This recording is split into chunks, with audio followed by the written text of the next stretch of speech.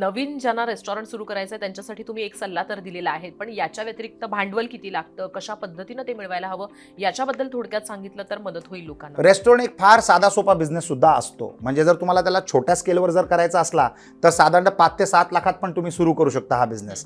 आणि जर तुम्हाला पद्धतशीर लाईफस्टाईल टाईपचा रेस्टॉरंट असलं तर तुम्हाला 10,000 रुपये पर स्क्वेअर फीटचं इन्व्हेस्टमेंट धरून चालायचं. 1000 स्क्वेअर फीटचे जर एरिया असलं तर 1 कोटी रुपयाचं इन्व्हेस्टमेंट जाणार आहे. तुमचं गणित असलं पाहिजे की या एरियामध्ये डिमांड कुठच्या कुझिनचा आहे, कुठच्या गॅप्स आहेत त्या एरियामध्ये. आता बँड्रा वेस्टमध्ये जर मला रेस्टॉरंट टाकायचं असेल तर मी कुठच्या पद्धतीचं रेस्टॉरंट टाकलं पाहिजे, तिथे रेंटल काय आहेत, म्हणजे मला ते इकॉनॉमिक मॉडेल बसवणं फार महत्त्वाचं आहे. आणि त्याच्यानंतर तुम्ही सुरू करू शकता.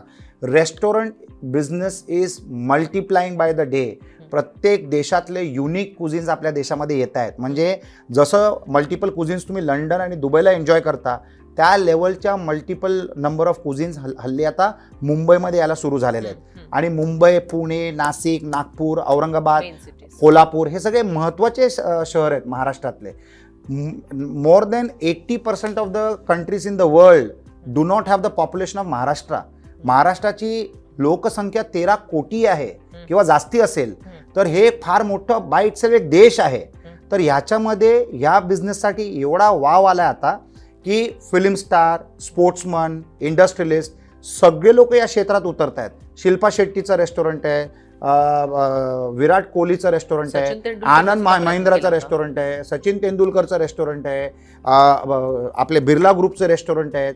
म्हणजे इंडस्ट्रियलिस्ट या क्षेत्रात येत आहेत, फिल्म स्टार्स येत आहेत, स्पोर्ट्समन येत आहेत, माझ्यासारखे एंटरप्रेनर्स येत आहेत.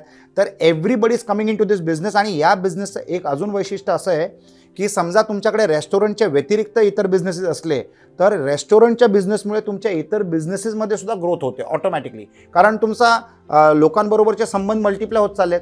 जेवढे तुमच्या लोकांबरोबर संबंध मल्टिप्लाय होत जातील तेवढ्या तुम्हाला ऑपॉर्च्युनिटीज मिळतील, तेवढ्या तुम्हाला संधी मिळतील.